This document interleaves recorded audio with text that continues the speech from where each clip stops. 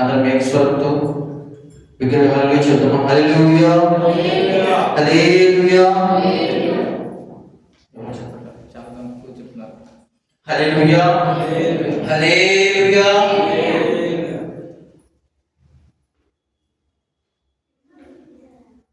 మనిషి మొదట్లో ఉన్న భక్తి, మొదట్లో ఉన్న దేవుళ్ళలో ఉన్న ఆసక్తి నిదానంగా మనిషిలో సన్నగిలిపోతూ వస్తూ ఉంటుంది. వస్తూ ఉంటుందా లేదా? వస్తూ ఉంటుంది. ఎందుకు? దేవుడు మనకు కష్టం వచ్చినప్పుడు, శ్రమ వచ్చినప్పుడు దేవుడి దగ్గరికి వస్తే దేవుడు మనల్ని దీవిస్తాడు, ఆశీర్వదిస్తాడు అని ఒక మనిషి, దేవుడి దగ్గరికి వచ్చిన మనిషి నిదానంగా భక్తిలో సన్నగిలిపోతా వస్తూ ఉంటారు. పూర్వం మన పెద్దలు కూడా వాళ్ళు తినే ఫుడ్ చాలా క్వాలిటీ ఫుడ్ కాబట్టి వాళ్ళు అంత బలంగా ఉన్నారు. ఇప్పుడు మనం అంత క్వాలిటీ ఫుడ్ తినట్లేదు కాబట్టి మనలో ఏం మిస్ అవుతుంది? బలం తగ్గిపోతా ఉండి బలహీనం అయిపోతా ఉన్నాం. అవునా? జనరల్గా మాట్లాడుకునేదే కదండి. జనరల్గా మనం చూస్తూ ఉన్నప్పుడు మనలో బలహీనత రావడానికి కారణం ఏంటంటే క్వాలిటీ ఫుడ్ తింటాల. మనిషి క్వాలిటీ ఫుడ్ కోసం వెళ్తున్నాడు కానీ అక్కడికి వచ్చేసరికి కొన్ని ఆలోచన వల్ల ఆ క్వాలిటీనెస్ ఏంటంటే తగ్గిపోతా వస్తుందా లేదా? వస్తూ ఉంటుంది. క్వాలిటీ తగ్గిపోతా ఎలా అయిపోతుందంటే చీప్లోకి వెళ్ళిపోతూ ఉంటుంది. భక్తిలో కూడా ఒక మనిషి ఏం చేస్తాడంటే ఫస్ట్ స్టార్టింగ్లో చేసిన భక్తి, ఫస్ట్ దేవుడితో మొదలుపెట్టిన అనుసంధానం ఏదైతే ఉందో, దేవుడితో మొదలుపెట్టిన అనుబంధం ఏదైతే ఉందో ఆ అనుబంధం ఏంటంటే నిదానంగా అది సన్నగిలిపోతా వస్తూ ఉంటుంది. ఎందుకు సన్నగిలిపోతా వస్తుంది అంటే దేవుడి దగ్గరికి రోజు వస్తాం, లేదంటే ప్రతి ఆదివారం వస్తాం కాబట్టి సన్నగిలిపోతూ ఉంటుంది. అవునా? మన పక్కన ఎవరైనా ఉన్నారనుకోండి, మనతో తిరుగుతూ ఉన్నాడు అనుకోండి, వారి విషయాలన్నీ మనకు అర్థమైపోతాయి. మనం వాళ్ళు ఏం చేస్తే వాడితో ఎలా ఉంటే వాడికి నచ్చింది, ఎలా ఉంటే వాళ్ళు ఇష్టపడతారు అనేది చూస్తూ ఉంటాం కదా. జనరల్గా ఒక మనిషి అవతల మనిషి ఎలా ఉంటాడో, అతని నైజం ఏంటో మనకి ఈజీగా అర్థమైపోతుంది కాబట్టి మనం ఏం చేస్తామంటే ఆ మనిషి దగ్గర ఏ టైంలో ఎలా ఉండాలో అది చేస్తూ ఉంటాం. అవునా? హల్లెలూయా హల్లెలూయా. అందరు ఇక్కడే ఉన్నారు? హల్లెలూయా.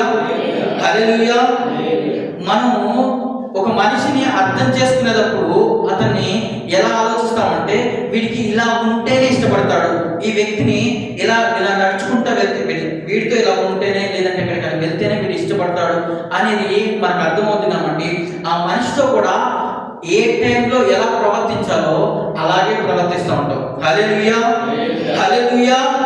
క్రైస్తవుల జీవితంలో కూడా క్రైస్తవులకి అలవాటు చేసింది ఏంటంటే దేవుడి దగ్గరికి వస్తే రోగాలు పోతాయి, దేవుడి దగ్గరికి వస్తే స్వస్థపరచబడతారు, దేవుడి దగ్గరికి వస్తే శ్రమలన్నింటి నుంచి విడుదల పొందుతారు, దేవుడి దగ్గరికి వస్తే ఆర్థిక ఇబ్బందులన్నీ పోతాయి అనేది ఈ కోణం అంతా చాలా మంది అలవాటు చేసేది కాబట్టి దేవుడి దగ్గరికి వీటి విషయంలోనే వస్తారు. అవునా కదా? అవునా? నాకు శ్రమ ఉందండి, శ్రమ ఉంది కాబట్టి నా శ్రమ తీర్చే వాళ్ళు ఎవరైనా ఉన్నారంటే ఎవరి దగ్గరికి వెళ్తారు? దేవుని దగ్గరికి వెళ్తారు. దేవుని దగ్గరికి వెళ్ళి ఆయన దగ్గరికి వెళ్తే నా శ్రమ పోతుంది అనేది మనకు ఉంటుంది. కరెక్టే, దేవుని దగ్గరికి వస్తే ఇవన్నీ పోతాయి. కానీ నిదానంగా మనలో భక్తిహీనత రావడానికి కారణం ఏంటో తెలుసా? శ్రమ వచ్చినప్పుడే వెళ్ళాలి, మనకు బాధ వచ్చినప్పుడే వెళ్ళాలి, వేదన వచ్చినప్పుడే వెళ్ళాలి అని మనం ఈ కోణంలో ఆలోచించుకుంటున్నాం కాబట్టి దేవుడు మన దగ్గరికి రావడానికి చాలా ఆలోచిస్తూ ఉంటాడు. హల్లెలూయా హల్లెలూయా హల్లెలూయా. నా అవసరం ఉంటేనే నేను ఒక వ్యక్తి దగ్గరికి వెళ్ళాను అనుకోండి, ఆయన ఏం చేస్తాడు? నీ అవసరం ఉంటే నా దగ్గరికి వస్తున్నావు కాబట్టి నీ అవసరం తీరుస్తానంటాడా? నాకు ఒక 10,000 కావాలండి, తాతయ్య గారి దగ్గరికి వెళ్ళా, నాకు అవసరమైనప్పుడే తాతయ్య గారిని బుక్ చేసుకుంటా. మిగతా టైంలో ఆయన ఫోన్ ఎత్తనే లిఫ్ట్ చేయను అసలు. వెళ్తే ఇస్తారంటారా? ఆయనకి దగ్గరగా ఉన్న వ్యక్తి ఎవరైతే ఉంటారో, అనుకూలంగా ఉన్న వ్యక్తి ఎవరైతే ఉంటారో ఆ వ్యక్తికి దగ్గరికి ఆయన వెళ్ళడమే కాకుండా ఆయన అవసరతను కూడా తీరుస్తాడు. మన జీవితంలో కూడా దేవుడు మన దగ్గరికి వచ్చి మనతో మాట్లాడతా, మనతో ముచ్చటిస్తా, ఆయన దర్శనమిస్తా, ఆయనను ఏ విధంగా అయితే మనం ఆశీర్వదించడమే కాకుండా మనల్ని భూమిని స్వతంత్రించుకునే వాడుగా దేవుడు మనం చేయాలనుకున్నాడు. హల్లెలూయా, హల్లెలూయా. అయితే దేవాది దేవుడు ఒక మనిషి దగ్గరికి డైరెక్ట్గా రావాలనుకుంటాడు. డైరెక్ట్గా ఏ అడ్డంకులు ఉండకూడదు. ఒక మనిషి దగ్గరికి డైరెక్ట్ రావాలి, అతనితో మాట్లాడాలి, అతనితో ముచ్చటించాలి. అతను ఏదైతే నేనేమైతే చెప్పాలనుకున్నానో అతను ఆలకించాలి, అతను ఏమైతే చెప్పాలనుకున్నాడో దానిని నేను ఆలకించాలి అని దేవుడు ఒక మనిషిని ఆయనగా, ఆయన పోలికగా, ఆయన రూపం చొప్పున దేవుడు మనల్ని చేసుకున్నాడు. కాబట్టి దేవుడితో ఆయన దేవుడు ఏం చేస్తాడంటే ఒక మనిషితో గడపాలని ఇష్టపడతాడు. మనం దేవుడితో గడపాలని ఎంత మాత్రం ఇష్టపడతామా? ఇష్టపడము. తక్కువ ఇష్టపడతాం. కానీ బైబిల్ గ్రంథంలో ఒక ఆయన చూసుకుంటే ఆయన దగ్గరికే దేవుడు వస్తాడు, ఆయనతోనే మాట్లాడతాడు, ఆయనతోనే ఎక్కువ ఏ విషయాలైనా ముచ్చరిస్తాడు. ఏ విషయాలు చెప్పాలన్నా, శ్రమ కలిగే విషయాలు చెప్పాలన్నా, లేదంటే ఇతరులు నాశనం చేసినప్పుడు వాళ్ళ గురించి చెప్పాలన్నా చెప్తాడా? దేవుడు చెప్తాడు కదా. బైబిల్ గ్రంథంలో చూసుకున్నట్లయితే అబ్రహాం దగ్గరికి ఎవరు వచ్చారు? దేవుడు వచ్చాడు. ఆదికాండము 18వ అధ్యాయము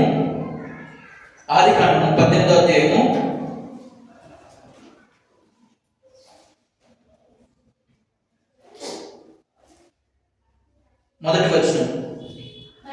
మరియు మమ్రే దగ్గర ఉన్న సింధూర వనములో అబ్రహాము ఎండవేళ గుడార ద్వారమునందు కూర్చొని ఉన్నప్పుడు యెహోవా అతనికి కనబడెను. అతడు కనులెత్తి చూచినప్పుడు ముగ్గురు మనుషులు అతని ఎదుట నిలవబడి ఉండేది. అతడు వారిని చూచి గుడారు వాకిటి నుండి వారిని ఎదుర్కొనుటకు పరిగెత్తుకొని నేల మటుకు వంగెను. హల్లెలూయా, హల్లెలూయా, హల్లెలూయా. జనరల్ గా ఎండవేళ వచ్చిందనుకోండి, ఏం చేస్తారు? బయట బాగా ఎండలేస్తుందండి, ఏం చేస్తారు? పడుకుంటాం. కలిసి బయటికి వెళ్ళి ఏం చేస్తామండి? ఎండ వడదెబ్బ తగిలింది కాబట్టి ఏం చేస్తాం? ఇంట్లో పడుకుంటాం. ఈయన ఏం చేస్తున్నాడంటే గుడారం దగ్గర ఉన్నాడు. గుడారం దగ్గర ఏం ఆలోచిస్తూ ఉంటాడు? నాకు తెలిసి అబ్రహాము తన జీవితంలో కొన్ని ఎదుర్కొన్న ఏదైతే సమస్యలు ఉన్నాయో వాటి గురించి ఆలోచిస్తూ ఉంటాడు. అవునా? గుమ్మం దగ్గర, మనం ఇంటి దగ్గర గుమ్మం దగ్గర కూర్చున్నాం అనుకోండి, ఏం చేస్తాం? ఏం ఆలోచిస్తాం? భర్త ఎప్పుడు ఇంటికి వస్తాడో, లేదా భార్య బయటకు వెళ్ళింది అనుకోండి, భార్య ఎప్పుడు వస్తుందో, లేదంటే పిల్లలు బయటకు వెళ్ళారు అనుకోండి, పిల్లలు ఇంటికి ఎప్పుడు వస్తారు, స్కూల్ నుంచి ఎప్పుడు తీసుకురావో, ఎలా వస్తారు, వర్షం మబ్బు పట్టింది అనుకోండి, మబ్బు పడుతుందేమో, వాళ్ళు వర్షంలో తడుచుకుంటూ వస్తారేమో, ఈ ఆలోచిస్తూ ఉంటాము. మా చిన్నప్పుడు మా అమ్మ మేము స్కూల్కి వెళ్ళినప్పుడు ఇంటి దగ్గర గుమ్మం దగ్గర కూర్చొని మా గురించి ఎదురు చూస్తూ ఉండేది. ఎప్పుడు వస్తామా, స్కూల్ నుంచి ఎప్పుడు వస్తాము, మాతో కాసేపు ఉందాము, గడుపుతాము అనేది. ఇక్కడ అబ్రహాము గుడారం దగ్గర ఉన్నప్పుడు, గుడారం దగ్గర ఉండి ఎండవేళలో ఏం చేశాడంటే ద్వారం దగ్గర కూర్చున్నాడంట. ఎండవేళలో ద్వారం దగ్గర కూర్చొని ఏం చేస్తున్నాడంటే ఆలోచిస్తూ ఉన్నాడు. ఏమని ఆలోచిస్తూ ఉన్నాడు? ఏమని ధ్యానం చేస్తూ ఉన్నాడు? దేని గురించి ఆలోచిస్తున్నాడంటే అబ్రహాము దేవుడి యొక్క ఉద్దేశాన్ని ఏ విధంగా తెలుసుకోవాలని దాని గురించి ఆలోచించుండొచ్చు. ఉంటాడు. అవునా? తన తండ్రి ఏమో విగ్రహాలు చేస్తూ ఉన్నప్పుడు విగ్రహం చూసి ఇది నీవు దేవుడా అని ఆయన ఆ విగ్రహాన్ని క్వశ్చన్ వేశాడు. కాబట్టి జీవం గల దేవుణ్ణి కనుగొన్నాడు. హల్లెలూయా, హల్లెలూయా. జీవం గల దేవుణ్ణి ఎప్పుడైతే కనుగొన్న అబ్రహాము కొన్ని సార్లు తన జీవితంలో తన సొంత నిర్ణయాల వల్ల ఫెయిల్ అయ్యాడు. తాను కరువు వచ్చింది కదా అనుకుని ఏం చేశాడంటే ఐగుప్తునికి వెళ్ళాడు. కరువు వచ్చింది కదా అని ఐగుప్తుకి వెళ్ళి అక్కడ ఫెయిల్ అయ్యాడు. సరే, అక్కడి నుంచి మళ్ళీ బయటకు వచ్చిన అబ్రహాము మళ్ళీ ఏం చేశాడంటే తన భార్య చెప్పింది కదా అని తన దాసి అయిన హాగరుని చేసుకున్నాడు. తన వల్ల మళ్ళీ తన జీవితంలో వీటి వల్ల కన్ఫ్యూజన్లో ఉన్నాడు అబ్రహాము.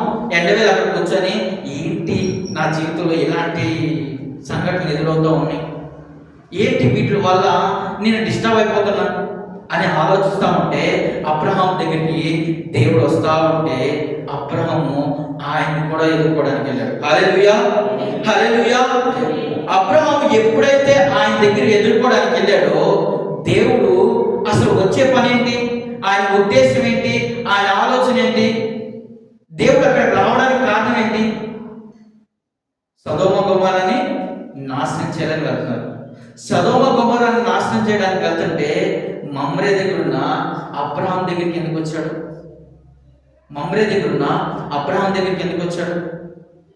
ఎందుకు వచ్చాడు? అబ్రహాము దేవుడి కోసం కూడా ఎదురు చూస్తూ ఉన్నాడు.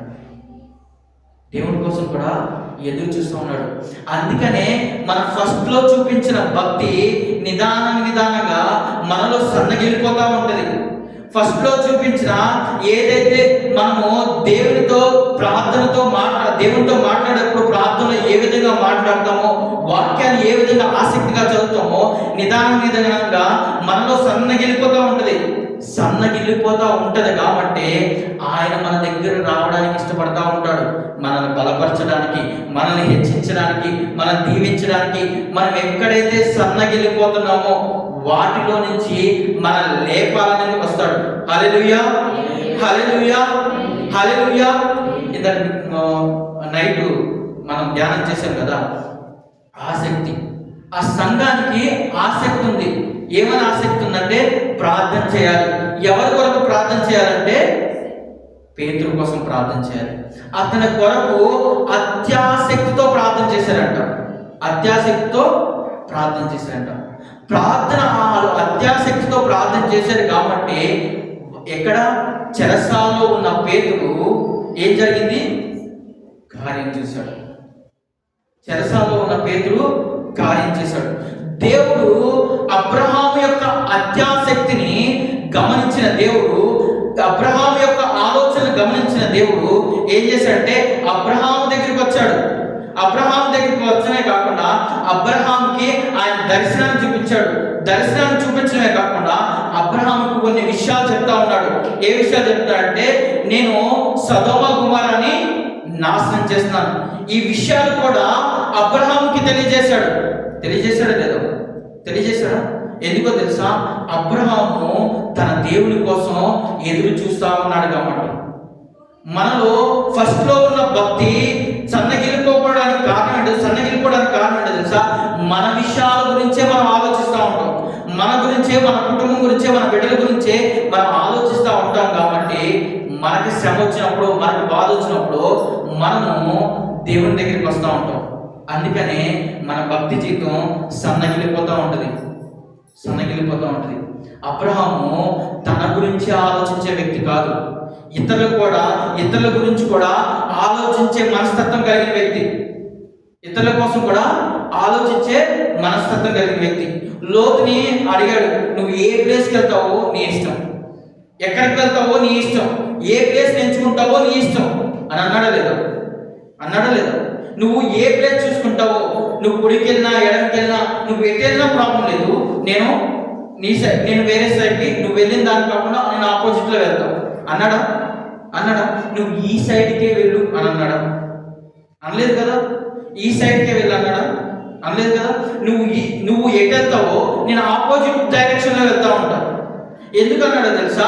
అబ్రహాం తెలుసు, నిరీక్షణకర్త అయిన మన దేవుడు అతనికి దారి చూపించడమే కాకుండా దానికంటే నాకు కూడా దారి చూపిస్తాడని. హల్లెలూయా, హల్లెలూయా, హల్లెలూయా. అబ్రహాంలో ఉన్న లక్షణం లోతు కూడా ఆ లక్షణాన్ని పొందుకున్నాడు. ఆ లక్షణాన్ని లోతు కూడా పొందుకున్నాడు. ఇదే గ్రంథంలో ఆదికాండము 19వ అధ్యాయం ఒకసారి చూసినట్లయితే, ఆదికాండము 19వ అధ్యాయం మొదటి వచనం, ఆ సాయంకాలం మందు ఆ ఇద్దరు దేవదూతలు సొదొమ చేరినప్పటికీ లోతు సొదొమ గమని యొద్ద కూర్చొని ఉండెను. లోతు వారిని చూచి వారిని ఎదుర్కొనుటకు లేచి సాష్టాంగ నమస్కారం చేసి, నా ప్రభువులారా, దయచేసి మీ దాసు ఇంటికి వచ్చి హల్లెలూయా హల్లెలూయా. ఇది ఇక్కడ ఎవరి లక్షణం? ఇది ఎవరి లక్షణం? అబ్రహాం లక్షణం. అబ్రహాం లక్షణం ఏంటో తెలుసా? ముందు దేవుడు ఎక్కడి నుంచి వస్తున్నాడనే కనిపెట్టే లక్షణం. అబ్రహాం లక్షణం ఏంటో తెలుసా? దేవుని ఉద్దేశాలు ఏంటనేది దానికోసం ఆ విషయాన్ని కనుగొనే వ్యక్తి. అబ్రహాం కనుగొన్నాడు కాబట్టి ఆ లక్షణాలు ఎవరికి వచ్చినాయి? ఆ లక్షణాలు ఎవరికి వచ్చినాయి? తన అన్న కొడుకైన లోతుకు వచ్చింది. లోతు కూడా సాయంకాలం అప్పుడు ముచ్చట్లు చెప్పొచ్చు, సాయంకాలం అప్పుడు ఏదో ఒకటి చేయొచ్చు, కానీ కనుగొనే అనుభవం తను కూడా నేర్చుకున్నాడు. హల్లెలూయా హల్లెలూయా. మనము కనపరిచినప్పుడు మన బిడ్డలు కూడా అదే భక్తిని కనపరుస్తూ ఉంటాడు. మన భక్తి తగ్గిపోతూ ఉన్నప్పుడు మన బిడ్డలు కూడా భక్తిలో తగ్గిపోతూ ఉంటారు. మన ఆసక్తి దేవుని ఆత్మ సంబంధమైన వాటి మీద ఆసక్తిని పెంచుకునే వారు ఉండాలి. అందుకని ఎవరో నడిపించే నాయకుడు అవసరం లేదు. రాత్రి కాల సమయంలో నడిపించే నాయకుడు అవసరం లేదు. మన దేవుడే మనకు నాయకుడిగా ఉన్నాడు. మన దేవుడే నడిపించేవాడుగా ఉన్నాడు. ఎలా నడిపిస్తాడో తెలుసా? రోమీయులకు రాసిన పత్రిక 8వ అధ్యాయం 26వ వచనం,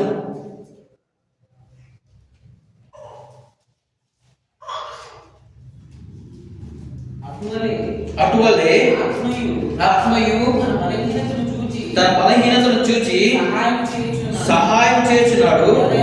ఏదనగా మనం యుక్తముగా ఎలాగో ప్రార్థన చేయవలనో మనకు తెలియదు కానీ ఉచ్చరింప శక్యము కానీ మూలికలతో ఆ ఆత్మ తానే మన పక్షమున హల్లెలూయా హల్లెలూయా హల్లెలూయా.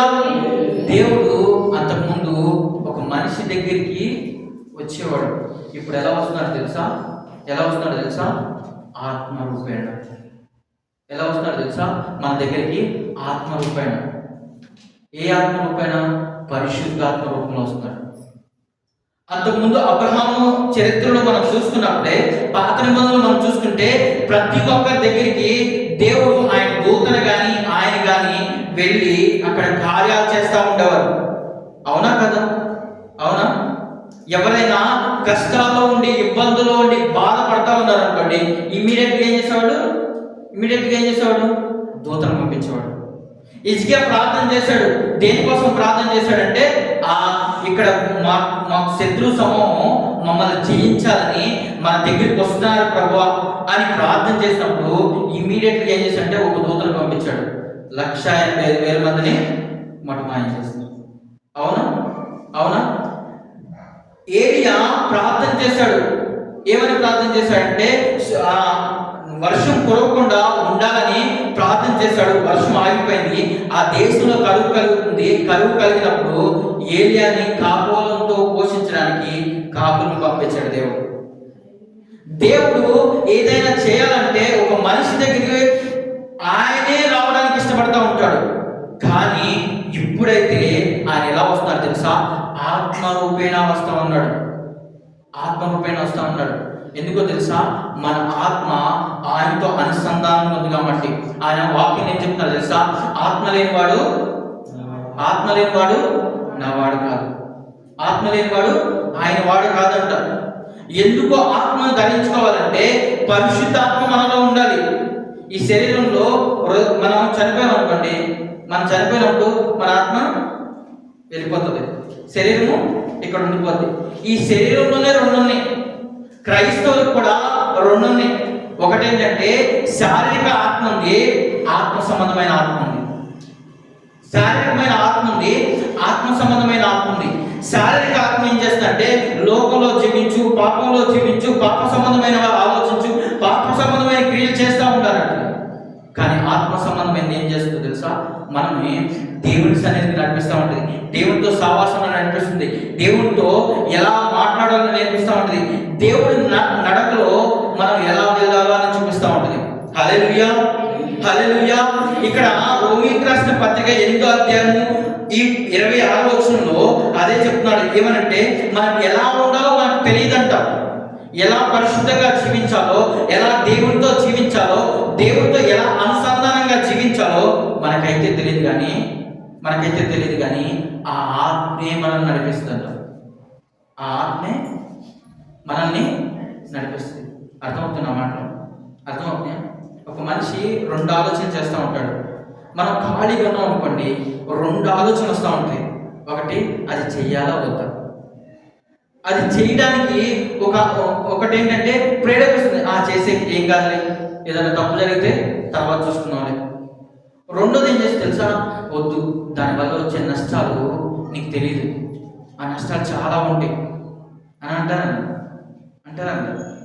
మా ఫ్రెండు ఒక బెట్టింగ్ యాప్లో ఒక 4 lakhs పోగొట్టుకున్నాడు. బెట్టింగ్ యాప్ కాదు, ఒక యాప్లో డబ్బులు పెడితే ఆ డబ్బులు రిటర్న్ వస్తాయి, డబ్బులు వస్తాయి అని చెప్పాడు. నా మనసు ఏమో వద్దు, పెట్టొద్దు అని నా మనసు చెప్తుంది. వాడు ఏం చేశాడంటే వాడి క్రెడిట్ అని వాడికి వచ్చి నాకు చెప్తా ఉండేవాడు, అవన్నీ చూపిస్తూ ఉండేవాడు. ఒక రోజున నేను కూడా ఆశకెళ్ళి ఏం చేశానంటే నేను ఒక 25,000 పెట్టి, మా భారతీయ తెలియదు, ఆమె తెలిస్తే నన్ను అసలు ఊరుకో. నేనేంటంటే చెప్తా ఉన్నా, వాడు 2 నెలల నుంచి నన్ను పీడిస్తానే ఉన్నాడు, నువ్వు పెట్టు అని. నేనేం చేశానంటే సరే నన్ను చెప్తావు కదా అని పెట్టాను. నేను పెట్టిన నెలకి మొత్తం మూసేశాడు. నాయి 2 పోయింది, ఆడి 6 పోయింది. నాయి 25 పోయింది, ఆడి 6 లక్షలు పోయింది. మొత్తానికి ఎలా అయిపోయాడంటే పెళ్లి కాక చాలా స్ట్రగుల్ అవుతూ ఉన్నాడు. శారీరక సంబంధమైన ఆత్మ మనం ఏదైతే కావాలో దానికోసం కాకుండా మన నాశన సంబంధమైన వాని కోసం పరుగులు తీస్తూ ఉంటుంది, పరుగులు తీపిస్తూ ఉంటుంది. ఆత్మ సంబంధం ఏం చేస్తుందో తెలుసా? మనం ఏం చేయాలో, ఎలా నడవాలో, దేవుడు ఎలా కట్టబడాలో, మన కుటుంబాన్ని ఎలా కట్టుకోవాలో, మన జీవితాన్ని ఎలా కట్టుకోవాలో, మన ఆత్మ సంబంధం ఎలా కట్టుకోవాలో దేవుడి ఆత్మ మనం నడిపిస్తూ ఉంటుంది. ఈ కాలంలో మన భక్తి ఆత్మ సంబంధంగా కట్టబడాలి. అందుకే నేను చెప్తున్నాను కదా, ఏమనంటే అబ్రహాం దగ్గరికి దేవుడే వచ్చాడు, ఇప్పుడు ఆత్మరూపేణ నీ దగ్గరికి వస్తున్నాడు. వాక్యాన్ని చదవడానికి, వాక్యాన్ని ఆలోచించడానికి, దేవుడితో గడపడానికి, దేవుడితో ఉండడానికి ఆయన ఆత్మరూపేణ నీతో మాట్లాడుతూ ఉంటాడు. మాట్లాడుతూ ఉన్నప్పుడు నువ్వు ఆత్మని పక్కకు తోసి శారీరక ఆత్మని నువ్వు కల్పించావు అనుకోండి, శారీరక ఆత్మ ఏం చేస్తుందంటే నాశనానికి నడిపిస్తూ ఉంటుంది. మొన్నటి కాల సమయంలో అన్న నేను మాట్లాడుకుంటా ఉన్నాను. కుటుంబంలో భార్య భర్తలిద్దరూ చాలా ప్రాముఖ్యత. ఏ ఒక్కరు తప్పిపోయినా ఆ కుటుంబం ఏమైంది? కుటుంబం మొత్తం తప్పిపోయింది. ఏ ఒక్కరు తప్పిపోయినా ఆ కుటుంబం మొత్తం తప్పిపోతుంది. ఎందుకు తప్పిపోతుంది తెలుసా? భర్త కుటుంబానికి మూలగా ఉన్నప్పుడు భర్త ఏ విధంగా నడుస్తున్నాడో భార్య కనిపెడతా ఉండాలి, భార్య ఏ విధంగా నడుస్తుందో భర్త కనిపెడతా ఉండాలి. వీళ్ళిద్దరి వలన ఆ కుటుంబం బిడ్డలు సన్మార్గంలో నడుస్తూ ఉంటారు. అవునా? భర్త శారీరక అలవాటుతో, తాగుడు అలవాటుతో, సిగరెట్ల అలవాటుతో, వీటితో బానిస అయిపోయాడు అనుకోండి, నెక్స్ట్ కొడుకు అదే చేస్తాడు చేయడం. ఇక్కడ అబ్రహాము దేవుణ్ణి కనుక్కున్నాడు కాబట్టి లోతు సేమ్ కనుక్కునే గుణం నేర్చుకున్నాడు. దేవుడు వస్తున్నాడు, ఆయన దూతలు వస్తాయి అనేసరికి ఎదుర్కోవడానికి పరిగెత్తాడు. ఈ అనుభవం మనలో నుంచి పుట్టాలి. ఆత్మ ఆత్మ సంబంధమైన అనుభవం మనం ఎప్పుడైతే కనపరుస్తూ ఉంటామో ఈ అనుభవం ఏం చేస్తుంది తెలుసా? శారీరక సంబంధమే మన కుటుంబం నుంచి దూరం చేస్తూ ఉంటుంది. అబ్రహాం కనుగొన్నాడు కాబట్టి కొడుకు కూడా కనుగొన్నాడు. అబ్రహాం దేవుడితో మాట్లాడుతున్నాడు కాబట్టి కొడుకు కూడా దేవుడితో మాట్లాడుతున్నాడు. ఏం చేశాడు తెలుసా? ఆ కొడుకు మాట్లాడుతున్నాడు కాబట్టి అక్కడి నుంచి సొదొమని నాశనం చేయడానికి వచ్చిన దేవుడు సొదొమలో ఉన్న ఆ లోతు కుటుంబాన్ని నాశనం చేయకుండా వెళ్ళిపోయాడు. సొదొమని నాశనం చేశాడు దేవుడు, కానీ సొదొమలో ఉన్న లోతు కుటుంబాన్ని నాశనం చేయలేదు. ఎందుకో తెలుసా? తండ్రి దగ్గర నేర్చుకున్నాడు కాబట్టి. అంతకుముందు మన పితరులు చేసిన భక్తి ఎలా ఉంటుంది తెలుసా? త్యాగపూరితమైన భక్తి. అవునా? వాళ్ళు నిద్రను త్యాగం చేసేవాళ్ళు, వాళ్ళు సమయాన్ని త్యాగం చేసేవాళ్ళు, వాళ్ళు మన సుఖాన్ని త్యాగం చేసేవాళ్ళు. త్యాగం చేశారా లేదా? త్యాగం చేశారా?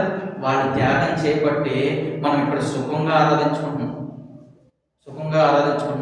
మనం ఇలా బిల్డింగ్లో ఫ్యాన్ మధ్య అన్నింటి మధ్య ఆరాధించుకుంటాం. అంతకుముందు అలా ఉండేది కాదు. వాళ్ళు ప్రార్థన చేసుకోవడానికి పల్లెటూరులో మీరు చూసినట్లయితే మా నాన్నగారు మేము రక్షించబడిన ఫస్ట్లో మా నాన్నగారు చేసిన సంఘం ఎలా ఉండదు తెలుసా? ఒక పూరి పాక ఇలా పాక ఉండేది. ఆ పాక అది పోయింది. ఈ ఆఫ్లో వచ్చేవాళ్ళు వాళ్ళ కోసం ఒక పరదా కట్టేవాడు. అక్కడ దేవుని ఆరాధన చేసేవారు. ఆసక్తి దేవుళ్ళో మన ఆసక్తి పెంచుకునే కొద్దిగా మన ఆసక్తి ఏం చేస్తుంది తెలుసా? ఆత్మ సంబంధమైన వాటిని నడిపిస్తూ ఉంటుంది. మనం ఏం చేయాలో మనకు తెలియదు, ఎలా నడవాలో మనకు తెలియదు. మనం నడిపించే నాయకుడు కావాలని మనం కోరుకుంటూ ఉంటాం. మనం నడిపించే నాయకుడు ఆత్మదేవుడే. హల్లెలూయా, హల్లెలూయా. ఈ వచనం ఒకసారి చదువుకున్నాం. 28వ అధ్యాయము 26వ వచనం. అటువలనే ఆత్మయు మన బలహీనతను చూచి సహాయం చేయుచున్నాడు. ఏలనగా మనం యుక్తముగా ఎలాగ ప్రార్థన చేయవలనో తెలియదు, కానీ ఉచ్చరింప శక్యము కానీ మూలుగలతో ఆ ఆత్మ తానే మన పక్షమున విజ్ఞాపన చేయుచున్నాడు. మరియు హృదయములను పరిశోధించువాడు ఆత్మ యొక్క మనసు ఏదో ఎరుగును. ఏలనగా ఆయన దేవుడి చిత్త ప్రకారము పరిశుద్ధుల కొరకు హల్లెలూయా విజ్ఞాపన చేయుచున్నాడు. హల్లెలూయా, హల్లెలూయా. ఈ ఆత్మ ఏం చేస్తుంది తెలుసా? మన బలహీనతలు చూస్తుందంట. ఈ ఆత్మ ఏం చేస్తుంది తెలుసా? మన బలహీనత చూసి మనకు సహాయం చేస్తుందంట. మన బలహీనత చూసి సహాయం చేస్తుందంట. మనం ఎవరైనా బలహీనత మనం చూస్తామా? మన వల్ల వద్దాం. ఎవరికి ఎంత షుగర్ ఉందో మనకు తెలుస్తుందా? టెస్ట్ చేసుకుంటే తెలుస్తుంది. ఎవరికి ఎంత షుగర్ ఉందో, ఎంత బీపీ ఉందో, ఇంకేముంది, ఎంత కొలెస్ట్రాల్ ఉందో, ఎంత థైరాయిడ్ ఉందో, ఇవన్నీ ఎవరు టెస్ట్ చేసుకుంటే తెలుస్తుంది. కానీ ఆత్మ ఎవరు బలహీనంగా ఉన్నారు, ఎవరు బలంగా ఉన్నారు, ఎవరు సన్నగిలిపోతా ఉన్నారు, ఎవరు భక్తిహీనులుగా ఉన్నారు, ఎవరు భక్తిపరులుగా ఉన్నారు, ఆత్మ అంట చూస్తూ ఉంటుంది. చూసి ఏం చేస్తుంది తెలుసా? మనం ఎలా వెళ్ళాలో ఆ మార్గాన్ని మనకు తెలియజేస్తూ ఉంటుంది.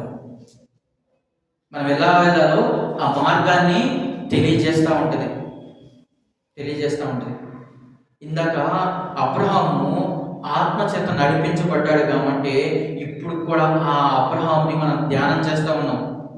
విశ్వాసుల తండ్రిగా పిలువబడతా ఉన్నాడు. ఆయన దేవుడు ఆత్మ ఎప్పుడు అనుసంధానం చేసుకున్నాడు అన్నాడు. అంతేకాదు, ఆయన ఎవరైతే విశ్వాసంతో ఉన్నారో విశ్వాసులుగా పిలువబడుతున్న ప్రతి ఒక్కరూ విశ్వాసకర్త అయిన అబ్రహాము కుమారుడు అని పిలువబడతారంట. అవునా కదా? పిలువబడతారు లేదా? విశ్వాసులకి కర్త అయిన అబ్రహాము కుమారుడు అని పిలువబడతారంట. అబ్రహాం ఏం చేశాడు? దేవుడి కోసం కనిపెడతా ఉన్నాడు. ఆయన కుమారుడు ఏం చేశాడు? దేవుడి కోసం కనిపెడతా ఉన్నాడు. ఈరోజు విశ్వాసంగా పిలువబడుతున్నాం. మనము మన దేవుడి కోసం కనిపెట్టారు మనందరికి వచ్చిన గాక. అట్టి కృప దేవుడు మనందరికి దయచేయను గాక. విన్న వాక్యాన్ని బట్టి ప్రార్థన చేసుకుందాం అండి. అందరూ మోకరించినట్లయితే ప్రార్థన చేసుకుందాం.